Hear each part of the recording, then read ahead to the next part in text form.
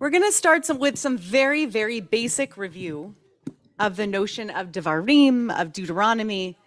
Some of you may truly already know some of the most basic things that I'm about to review, but it's important to know to get into what we're about to get into.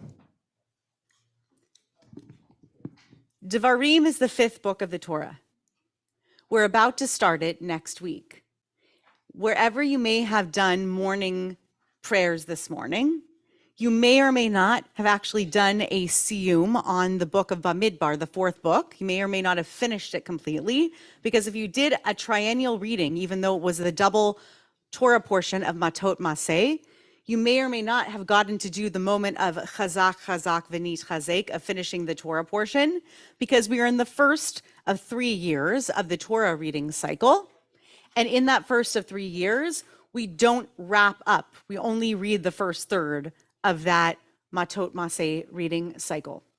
Because of that, that means that we haven't completely bridged over to Devarim, but by next week, we will be in the book of Devarim. Devarim means either words or things or anything else? Any other meaning? Is it sayings? It could be sayings. It could be Devarim, could be like bituyim comes to mean. Yep, sayings. Very nice. The Tybal. Hi, Tybal. That was nice to hear your voice in the ether. Yes, it could mean sayings as well. Deuteronomy, if you break down that word, it means something completely different. Deuter means second, onomy is telling. So a second telling. We're not going to get too deeply into this idea, but the second telling really means two things. We'll briefly touch upon this. In a second telling, in a literary sense, we are going through a second telling of the entire narrative of the first 4 books of the Torah. And when I say the entire narrative, I really mean only books 2, 3, and 4, because we don't really get a retelling of the Genesis narrative. We don't get a retelling of creation. We don't get a retelling of the patriarchal, matriarchal line, right? There's none of that really in Devarim. We don't get a retelling of the Joseph narrative, which takes up many, many parshas, chapters, however you want to divide it, in the first book. We really get a retelling of the narrative that's lived by, seen through the eyes of Moshe, of the character of Moshe, which is fitting because Devarim is really in the eyes of, or in the mouth of, Moshe, who is standing on the banks of the river, looking into the promised land, telling this story before he's about to go in. Spoiler alert, he won't. The people are going to go in, he won't. He knows that. He's been told that. It's been foretold. The second telling means something else as well.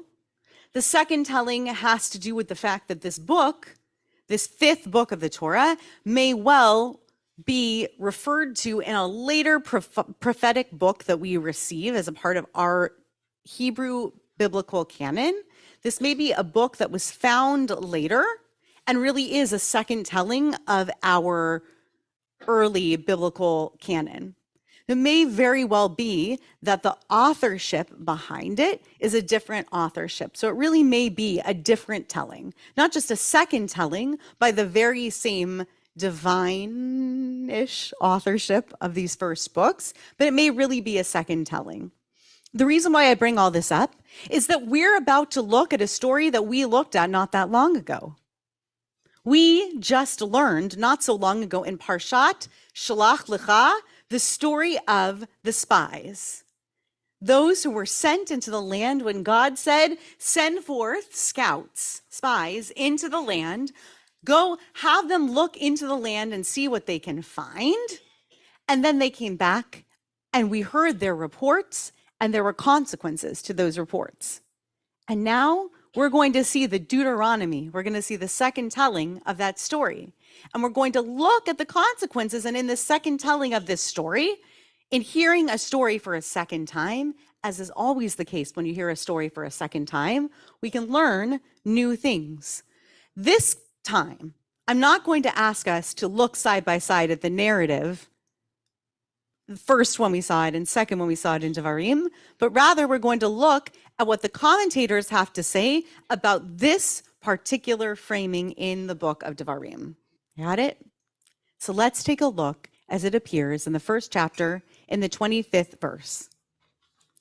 Vayikchu v'yadam mipri haaretz, and they took up in their hands from the fruit of the aretz, from the land. Which land?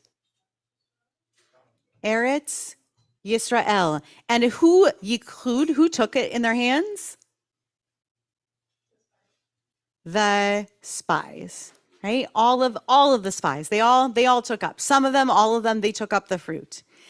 Vayoridu elenu, my eyesight's going. Vayoridu elenu, vayashivu otanu davar, vayomeru. So they took it with them, and they went down to us, and they kind of sat. They returned to us, right? They put upon us, and they returned to us this davar, this word, saying to us, Tova haaretz, the land is good, asher Adonai Eloheinu notein lanu, that the Lord our God is giving to us, or gives to us. Got it? So what is good?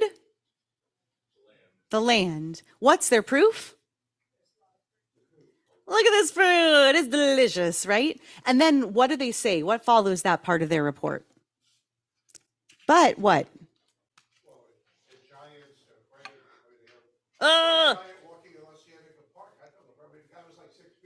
There are big, beautiful giants in the sky, right? As Sondheim would say. Someday I'll do my take on Shlach Lecha and Into the Woods. There are great giants in the land. The land is beautiful. It's flowing with milk and honey. Look at these delicious fruits. Taste these fruits. The people, though, we have some things to warn you about with the people. Okay, so we're going to look at the commentary. And first, Nachmanides, Ramban, has a wonderful question that he thinks we should ask ourselves about this set of verses. He says, did we make a mistake in believing Caleb and Yehoshua? Who are Caleb and Joshua? Who are Caleb and Yehoshua in this narrative? They are the two who what?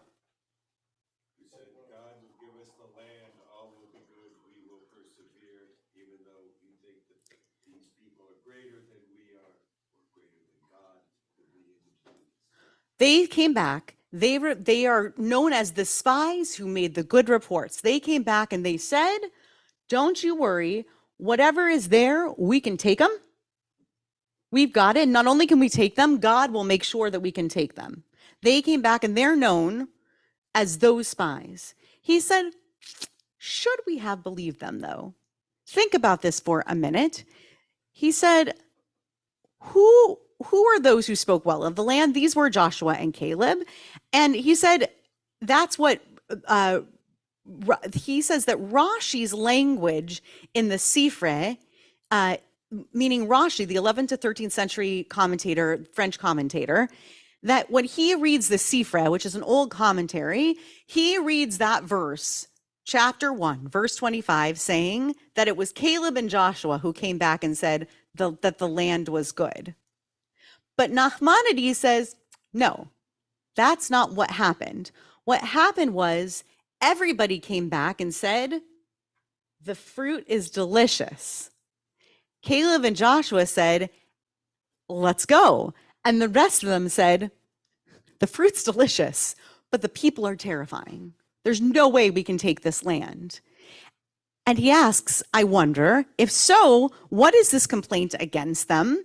Was it proper that they, our people, should have believed 10 people more than 2? Wasn't the testimony of 10 people, the 10 reports of the people who came back, shouldn't that have been believed over the 2 reports of Caleb and of Joshua? You have a question or a thought? Well, no, it says it's a good land that our God is giving to us. Mm-hmm. So whoever is speaking, whether it's the 2 or the 12, it's a sense like, hey, it's giving to us. there's nothing in there saying, oh, but no, he's giving it to us, but we're not going to take it. Or we're giving it to us, we're not going to be able to defeat the inhabitants that are there. Once you say it's being given to us, then it means that, all right, it's going to be ours to enjoy. Right. So Alan reads this verse and says, listen, just like Caleb and Joshua said, this land is Asher Noten Lanu. God is giving this land to us. Whoever is saying these words believes it's given to us. We're going to persevere. We're going to be fine in that land. But it's possible for something to be given to you and for that thing to still be a challenge, for you to be given something. And yet, it's like when somebody gives you a gift and then it turns out there are 385 steps to assemble it, which I speak from experience as a parent after every birthday party. And multiply that by all the gifts. So that's just a microcosmic idea compared to the land of Israel. But I think that the read on this from Nachmanides is, if this verse were actually spoken by all of the spies, which is how he's reading it, then the problem here is that we believed the reports of 2 people over the reports of 10 people. Did we stop to think about that? This seems to be a bit of an issue. It is hard to go against the crowd, Irv. I agree. These were pretty loud reports. So was that the issue? Is that why we believe them? He is going to come up with what he says is the correct interpretation is, he is going to come there. And maybe you read ahead, but if you didn't read ahead, do you have a thought about why he's going to say it was correct? He's going to believe it was correct to believe Caleb and Joshua. Don't worry. Nachmanides thinks we did the right thing believing Caleb and Joshua. But I've read ahead. Anyone else have a thought on why?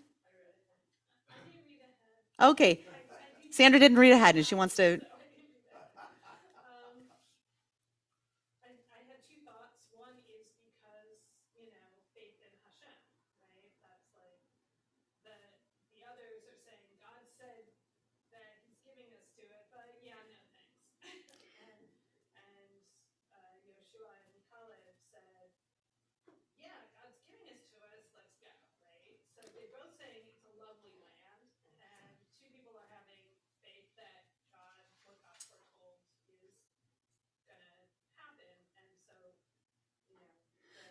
so that's one thought. So there's some thought that the testimony that human beings give that supports what God foretold has weight, has more weight. Okay. The other thought I had was, and just as you were saying it, I was thinking to myself, what's the word I'm looking for? When you inspire, that those 2 were inspiring, the other 2 were like downers, and you always want to follow the inspirational. So perhaps it was that Caleb and Yoshua, when they were speaking, they were the ones to follow, because what then? Right? They were leaders. And what was it exactly that the other 10 spies were saying? So then what? What if we didn't follow? Okay, so now what? Who do we follow? Right. They're speaking out of fear. And then also, what are the consequences of that? The consequences are, then is their story over? Right? If we don't follow God, then who do we follow? If we don't believe that this land was meant to be given to us, then what do we do next? If we can't go into this land that's flowing with milk and honey, now what? It's not only a downer, it's actually the end of a story. So perhaps that too stops it. And I'll take these 2 comments and then we're going to find out what Nachmanides thinks. Yeah. Or questions.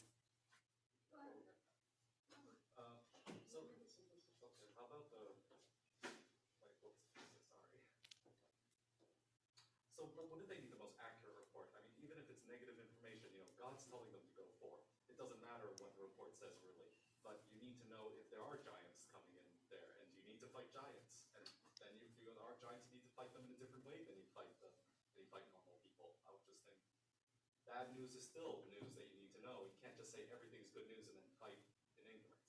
Great. So I don't know. What a wonderful point by Nikki. So the like, bad news, good news.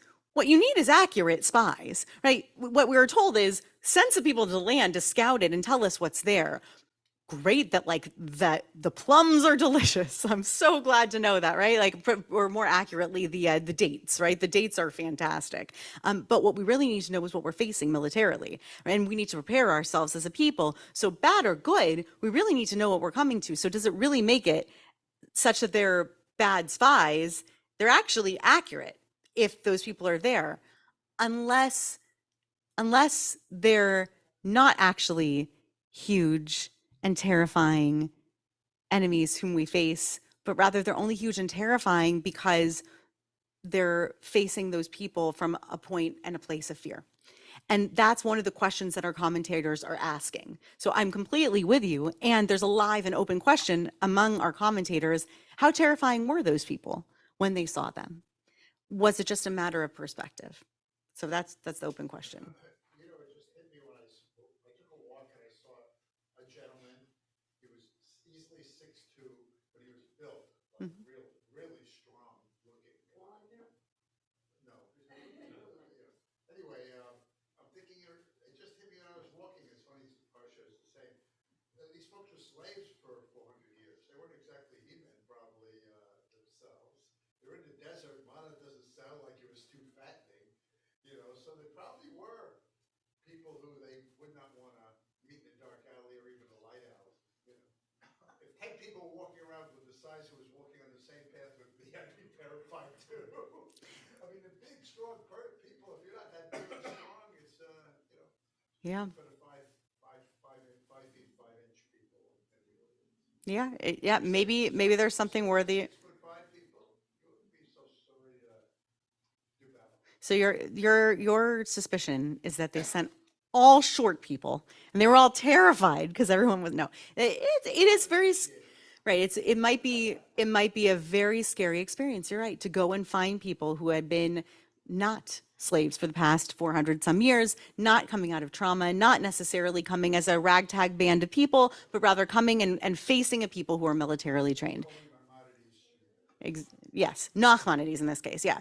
AJ, yes. So let me see if I can reconcile the two, at least bring together the two different arguments here. The rabbis, we could fight back and or push back and say, you know, we got sages that are comfortably sitting in their at their study tables and have not had to fight in military combat, and so you really don't. You can comment, but go away. But I agree with Nikki that there is you have to look at reality that you could say these people, these spies are being accurate. They're bringing forward, yes, negative information. It's a downer, but you don't want to be pie in the sky. The difference is between, are you willing to believe in miracles and, you know, having such faith in Hashem that, you know, hey, Hashem's already wrought all these miracles for us, and this will be another one, right? Yep. As opposed to, we are, this is reality, we've got to go fight, this, you know, some people are going to die, et cetera, et cetera. And so these guys, these spies in particular, were living in that real world and not believing in miracles. That seems to be what the rabbis of old have an issue with, right? That they just weren't willing to believe in miracles, so you didn't get a miracle. That's a catch. There's a catch-22 in that equation I reject. And they're saying basically, we don't live in an age of miracles anymore, and at some point, God stopped talking directly to Moses, et cetera, et cetera. You know, I think that transition point hits right about the same time, right? So their leaders are, the same thing's happening to them. Reality is setting in, and as that's happening to the people as well. They're moving from that miraculous era into the real world. As far as the real world is concerned, you need accurate information and you need time in order to train yourself to come up to speed and to handle something you've never done before. Okay, let's prep for it and work it. And eventually, after a generation of time, they managed to go in and face the reality and win. And yeah, that was Hashem's will? Yes. Is that miraculous? In many ways, yes. Does that qualify as parting of the Red Sea, et cetera, level miracle? Most people wouldn't take it that far. So it's not necessarily about even the perception, about whether or not some people saw the people of the land as being intimidating or not, the kind of barrier that you can approach or not, what we should be willing to do or not, what the reality was or not. It was whether or not they were willing to believe in that sort of, in the meaning of that phrase as the land that God is giving to us, and whether or not that miracle was not necessarily guaranteed, but if we do it, then God will. If we fight it, then God will. If we approach it, then God will meet us there. And you're ready to reject the idea that, you know, if people don't believe in miracles, then perhaps it simply won't happen for them. I want to stop us there because we're never going to get through these sources if we don't actually finish out what Nachmanides really thinks and then get on to the next source. But I know there are more thoughts out there, so hold those thoughts and we'll keep moving. I want us to get to his idea of the correct interpretation. He says the correct interpretation is, as I have already explained there. Thank you very much. He means in the commentary above. All the spies admitted before Moshe and Aharon and the whole congregation, saying, "We came into the land that you sent us to, and surely it flowed with milk and honey. Here's the fruit that we got out of it." And thus they were all in consensus on the goodness of the land, as in the land was tova aretz hi. It was a good land. But with reference to the strength of those nations living there, they melted the people's hearts, is his phrase. Melted the people's hearts is not our saying melted the people's hearts. It was that they moved them, as in 10 people can be very convincing. Oof, all the people. Okay, they really moved people about how strong the people were, meaning everybody agreed that the land was wonderful, but they came in with an additional commentary, not on the land, but on the people who were living there.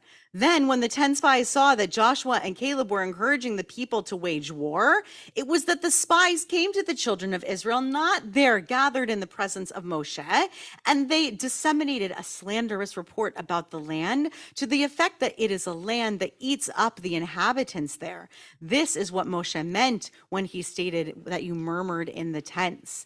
The people also did not mention the slander in the presence of Moshe, because he, meaning Moshe, would refute them. Because they, meaning the spies themselves, did not say so at first, that the land kills its inhabitants. Rather, at first, remember, they came back and they gave the report, oh, it flows with milk and honey. Meaning, what did they say at first when everyone was gathered? The line that was given from all of the spies was, beautiful land, lovely land, terrific land. But then when they saw that Caleb and Joshua were encouraging people, so now let's go, they went and they said to people, you know, before we go over there, you just need to know this thing. The people who are there, terrifying. I don't think we should go in. And it was the way that they went about this. And he takes that from this idea of the murmurings in the tents, that it was that they went behind the back of all the leadership to go and murmur and sow this discontent. Oh, we shouldn't go in there and wage war. Go to Sforno on the following page. And Sforno supports this idea. I'm going to use that another time. Sforno, a 15th century Italian commentator, says, Af Harishaim Hodu. They agreed, they praised the goodness of the land when they said, it's also Zvat Chalavu Dvashi. It's also a land of milk and honey. They're saying even the problematic spies came back and their report about the land was good. The land wasn't the scary part. They too reported that the land was good. That wasn't the problematic thing about their report. Go to the Malbim on the next page. The Malbim says something a little bit building on this idea. So they were sent about this. I was going to go through this particular commentary in Hebrew, but we're going to run out of time. So, for they were sent about this to see the goodness of the land, right? Tuvo haaretz. Since they were sent about this detail, they had to give an answer to those that sent them. And they admitted about this, meaning the spies who we consider to be the quote unquote bad spies, problematic spies. It is a good land from the perspective of it being that God is noten lanu, it is giving it to us. That if the Lord gives it to us miraculously, there's no objection about the land itself. And Moshe did not mention that which they said, which was way back in the other book, not in the second telling. However, the people who inhabit the country are powerful, as this was not an answer, because this is not, this, it was all zeh, you can see in the Hebrew, all zeh lo nishlachu. They were not sent to report on the people there. Moses said, oh, whoa, whoa, whoa. I did not send you to report on the people living there. That is not what I sent you to spy on. What did I send you to spy on? The land. What is God giving us? The land. So what are you supposed to spy on? The land. They came back and said the cities are fortified, right? Right? They came back and they said a lot more things in Bamidbar than are recounted by Moshe here in Devarim. And the Malbim notices that as well. But what he says is that the problem was that when they came back to give the report, and especially that's why I included the part about the public, Nachmanides' trouble with what was reported in public, what their job was to come back and report to Moshe and to the people on the land, not on the people there. And this is what they have trouble with. But of course, this is a problem. That's not how we live. Is that how we live? Do we live seeing land and not the people who live on it? Boy, that's really challenging. However, they said, the people who inhabit this country are powerful. So the Malbim says the people should not have paid attention to this since they gave a positive answer to that which they were sent about. So they did first give that positive report. And regarding that which they said the people are powerful, they were not sent about that. That reminds me of the vowels. If you say something the day you hear it, okay, but if you wait till later, it's not valid. So why does that remind you of the vow that if you say something the day you heard it, it's valid? They should have said something right then and there. They were saying it's great, and they should have said it then and not come back later and say it. Right. So yes, this is Nachmanides' problem, that they did not say in that moment. And by the way, also, the people who live in that land are terrifying. Yes, Alan.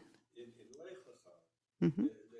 there's the language in there that these people were not only they giants, but they were greater than us, and they were like grasshoppers in their eyes.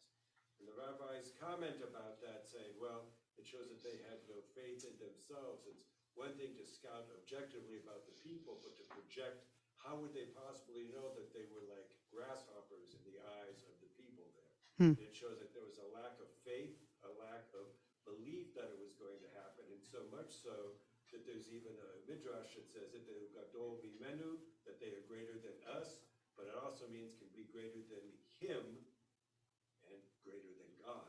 So these are people that don't have belief, and I think that's what's the problem, because they were said, Shlach lecha, go and look for yourselves. God's going to give you the land, but if you feel better going out doing it according to the midrash about why lecha is there, it's just so you feel more comfortable.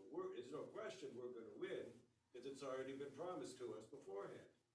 Right. And that goes back to AJ's point about faith and about the belief in the semi-miraculous to the miraculous, and whether or not we are okay with people not living in that spirit, and whether or not we're okay with people reporting not in that spirit.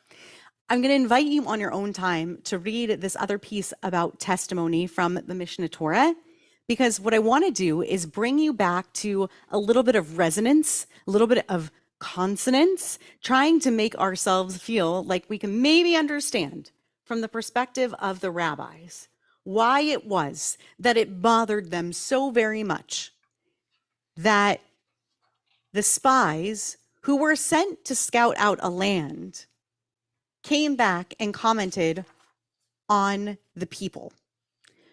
After all, when we go and we look at a land, so long as we are going to look at a land for the purpose of potentially inhabiting it, presumably we are going there to at least interface a little bit with the people who live there, whether it's for the sake of conquering it, cohabitating there, whether it's for the sake of ourselves going to live in and among those people. We assume that we are going to look at the people who are also there. So I am trying to understand what it is that so bothers them about a report that says that there are people in that land who are too powerful. And I can come up with two things, okay? And I'll welcome your opinions later, because we're going to completely run out of time. So you'll come to me and you'll tell me what your opinions are later. But here are my two opinions. They're very closely related. I think that the rabbis are troubled by the idea that we would imagine that a people living in that land, and that we as a people, meaning we as a people, B'nai Yisrael, as we existed wandering through the Midbar, were stagnant. Stagnant. That we were stagnant and unable to change comparatively to a land. Of course, a land too can change, but very slowly and over a long period of time. But people do change, and sometimes radically so. To declare that people are such, he's mean, she's awful, I can't do that, I'll never be this, I'll never be organized, we'll never be capable of X. That was one of the greatest sins of B'nai Yisrael is, we'll never be insert anything. B'nai Yisrael was so certain, not only in their inability to not remain faithful and not be able to believe that God would bring to them what they needed to have, but actually to be sure that they couldn't maintain themselves all through the Midbar as a people. There's no certainty there. There's no certainty in the wilderness of that people yet that they're going to be able to gel as a people, form as a people, shift and change as a people. They were flat out not ready. And in fact, one of the explanations from this morning that I made is that that's part of the reason why there is a whole generation that needed to pass in that wilderness. But people change. They really do change. So to make a report about the people who live in the land cannot be said, not only in the same breath, not even certainly not in the same breath, but also not even in a different breath and in whispers. It's a completely different beast. It's not only that the land itself is a completely different report, it's that when you see people who are in a land, those are the people who are in a land now, and perhaps those won't be the same people who are in the land later. It's that those are the people who are in the land now, but what if different people are in charge later? It's that maybe those are the people who are in the land still when we encounter it, but what if we're stronger later? What if we have new leadership later? What if we've grown then?